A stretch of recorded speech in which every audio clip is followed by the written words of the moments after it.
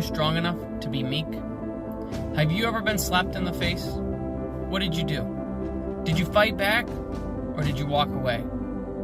Meekness is defined by Merriam-Webster as enduring injury with patience and without resentment. By that definition, was your response meek? Did you retaliate, or did you walk away? Meekness is a sign of strength.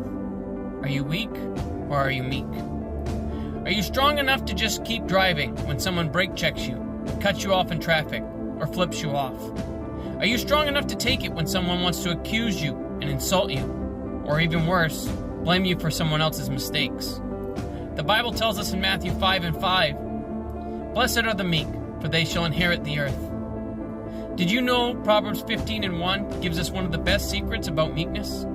A soft answer turneth away wrath, but grievous words stir up anger. Can you keep your mouth shut? Can you turn the other cheek? Can you respond calmly in the face of adversity?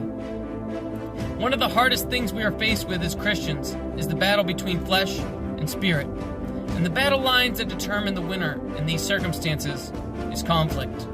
When we are faced with external conflict, whether with a family member, a coworker, a spouse, a telemarketer, a bill collector, a customer service representative, am I ringing any bells here? When we are faced with conflict, how we handle it is a display of our fruit of the Spirit, which are, as we learn in Galatians 5:22 and 23, but the fruit of the Spirit is love, joy, peace, long-suffering, gentleness, goodness, faith, meekness, temperance. Against such there is no law. Gentleness, meekness, temperance.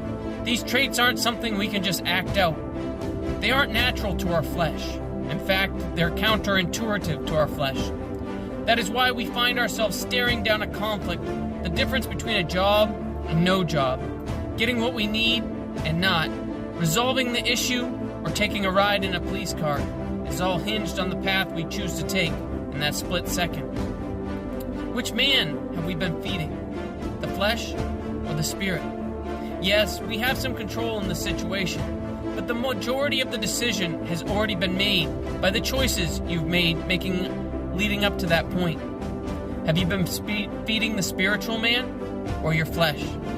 If you've been feeding the flesh and skipping your Bible reading and your prayer, you're going to struggle with meekness. Your flesh is going to want to snap back and retaliate. It's only through daily prayer and reading of the Word that we can build our spiritual man strong enough to be meek. Meekness isn't weakness. Don't be confused. In fact, President Theodore Roosevelt